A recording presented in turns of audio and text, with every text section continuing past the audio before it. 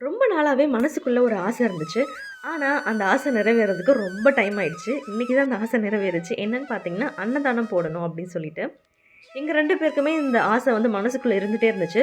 சரியான டைம் கிடைக்கல. இன்னைக்கு தான் அந்த டைம் அமைஞ்சது. எப்படின்னு பார்த்தீங்கன்னா, எங்க நேட்டிவ்ல பார்த்தீங்கன்னா, சிவன் கோவில் ஒண்ணு கட்டியிருந்தாங்க ரீசென்ட்டா. 1 இயர் ஆகுது.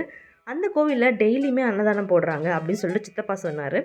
சரி ஓகே இந்த டைமை யூஸ் பண்ணிக்க வேண்டியதான் அப்படின்னு சொல்லிட்டு, நாங்க போயிட்டு நேத்தே வந்து அரிசி, அப்புறம் மளிகை சாமான், காய்கறி எல்லாம் வாங்கிட்டு போய் குடுத்துட்டோம். அபிஷேக பொருளும் வாங்கிட்டு போய் குடுத்தாச்சு. சிறப்பா அபிஷேகமும் பண்ணியாச்சு. கோவில்லே சமைச்சும் குடுத்துருவாங்க. ஸோ இன்னைக்கு சாட்டர்டேன்றதுனால ஸ்கூல் லீவா, ஸோ குட்டி பசங்க நெறைய பேர் வந்திருந்தாங்க. எல்லாருக்குமே திருப்தியா அன்னதானம் போட்டாச்சு. எங்களோட ஆசையும் நிறைவேறிடுச்சு.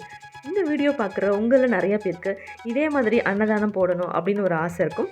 ஸோ இருந்துச்சுன்னா கண்டிப்பா அதுக்கான டைமும் நீங்க நெனச்சாலே போதும். ஆட்டோமேட்டிக்கா ஒரு நாள் வந்து அதுக்கு செட் ஆகும்.